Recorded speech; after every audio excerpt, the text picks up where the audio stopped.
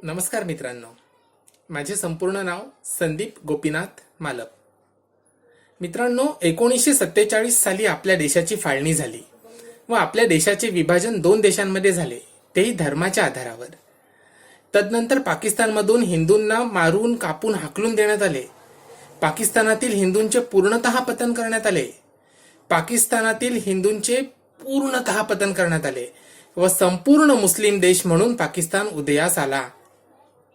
पण मित्रांनो, हिंदुस्थान म्हणजेच हिंदूंचे स्थान, होय, आपले हक्काचे स्थान, आपला देश. येथे मात्र काँग्रेसच्या नेहरू गांधी घराण्यांनी, जे स्वतः मुस्लिम आहेत, त्यांनी गांधी हे आडनाव लावून आपल्या हिंदुस्थानात हिंदूंचीच घोर विटंबना चालू केली. अतिशय पद्धतशीरपणे कूटनीती रचून हिंदुस्थानात सुद्धा हिंदूंचं खच्चीकरण करण्यास सुरुवात केली. त्यावेळेस घटनाकार भारतरत्न डॉक्टर बाबासाहेब आंबेडकरांनी देखील सुचवलं होतं, जर धर्माच्या आधारावर विभाजन होत आहे तर सर्व हिंदू हिंदुस्थानात व सर्वच्या सर्व मुसलमान पाकिस्तानात जाऊ द्या. परंतु त्यांच्या सूचनेला देखील जुमानण्यात आलं नाही. मित्रांनो, मी स्वतः देखील हिंदू मुसलमान भेद कधीच करत नाही, पण देश सर्वोपरी असायलाच हवा. जय हिंद म्हणणार नाही, भारत माता की जय म्हणणार नाही, या अशा औलादी आपण आपल्या देशात का पाळायच्या? मित्रांनो, आता काँग्रेसची कुटील कारस्थानं जनतेसमोर उघड होऊ लागली आहेत. आपल्याला अजूनपर्यंतचा इतिहास देखील मुघल राजे किती शूरवीर होते त्याबद्दल त्यांचे गोडवे गाणारा इतिहास शिकवण्यात आला. पण आपल्या हिंदू राजांच्या पराक्रमाच्या गाथा जाणून बुजून वगळण्यात आल्या. असो, हिंदू विरोधी असणारी काँग्रेस, प्रभू श्रीराम भगवान नसून काल्पनिक होते असे सुप्रीम कोर्टात सांगणारी काँग्रेस, 3 तलाक विरोधी कायदा करण्यास विरोध करणारी काँग्रेस, जम्मू आणि काश्मीरमधून कलम 370 हटवण्यास विरोध करणारी काँग्रेस, हिंदू आतंकवाद, भगवा आतंकवाद म्हणणारी काँग्रेस. तर मित्रांनो, हा असा हिंदूद्वेषी इतिहास असणाऱ्या काँग्रेस बरोबर शिवसेनेने मुख्यमंत्री पदाच्या मोहापायी सत्ता स्थापन करणे कधीही उचित नाही. होय मित्रांनो, माझा मुख्य मुद्दा हाच आहे.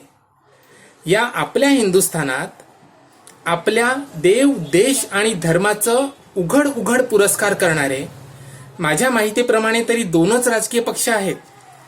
एक आहे राष्ट्रीय पातळीवर भारतीय जनता पार्टी आणि दुसरी आहे महाराष्ट्रात शिवसेना.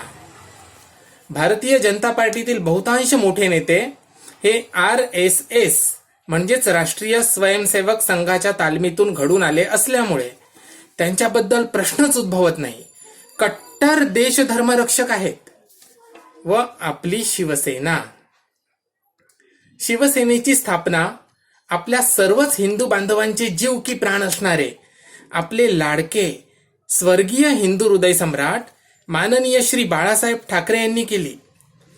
त्यांनी कधीच सत्तेच्या मोहापायी हिंदुत्वास बगल दिली नाही की हिंदू द्वेष्टांच्या वळचणीत जाऊन बसले नाहीत. परंतु आज आपली शिवसेना ज्या मार्गाने जात आहे ते रुचत नाही. जर शिवसेनेला देशविघातक कारवाया करणाऱ्या आणि हिंदू द्वेष्टा काँग्रेस सोबतच सरकार स्थापन करायचे होते तर मग बीजेपी सोबत युती करून मते का मागितली? बरे, निवडणुकीचा जो काही कौल जनतेने दिला तोही 105 भाजपा म्हणजेच मुख्यमंत्री भाजपाचा व 55 शिवसेना म्हणजे सरकारमध्ये सहयोगी म्हणून शिवसेना असाच होता.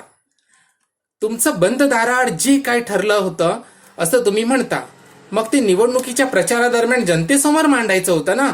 मग जनतेने ठरवले असते काय करायचे ते. आता जेव्हा भाजपा व शिवसेना असा युती सरकारचा स्पष्ट कौल असताना मुख्यमंत्री पदाच्या लालसेपोटी काँग्रेस राष्ट्रवादी सोबत केलेली आघाडी हा तमाम हिंदू जनमताचा अपमान नाही का? एवढेच नाही तर हा माननीय बाळासाहेबांच्या विचारांचा देखील अपमान आहे असं मला वाटते. बाळासाहेबांना तुम्ही जर शब्द दिला असाल की सेनेचा मुख्यमंत्री बनवेन म्हणून, पण या अशा मार्गाने हिंदू द्वेष्ट्यांच्या वळचणीला जाऊन सेनेचा मुख्यमंत्री कराल असाही शब्द दिला होतात का? आज माननीय बाळासाहेब असते तर हे असं होऊच दिलं नसतं. आता जेव्हा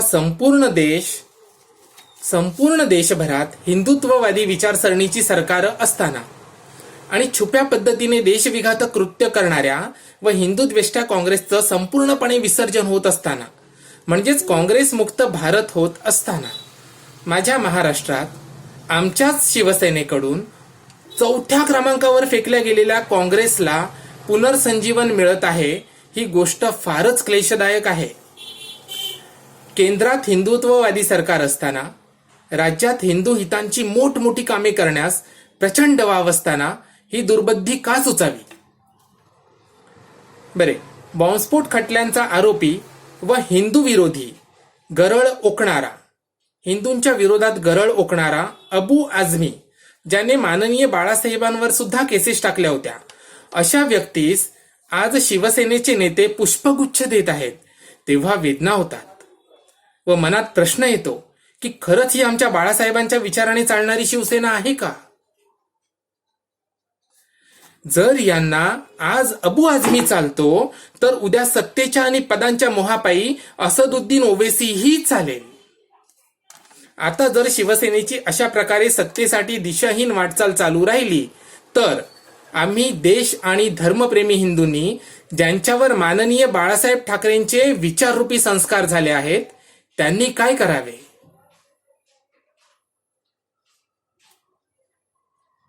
आम्ही तर नक्कीच भरकटणार नाही. हा देश आमचा आहे, हिंदुस्थान आहे. कोणीही कितीही संजीवनी देण्याचा प्रयत्न केला तरी आम्ही हिंदुद्वेष्ट्या काँग्रेसला पुन्हा पुन्हा गाडणारच आणि आमच्या देव, देश आणि धर्माचं रक्षण करण्याचा पुरेपूर प्रयत्न करणार. जय हिंद.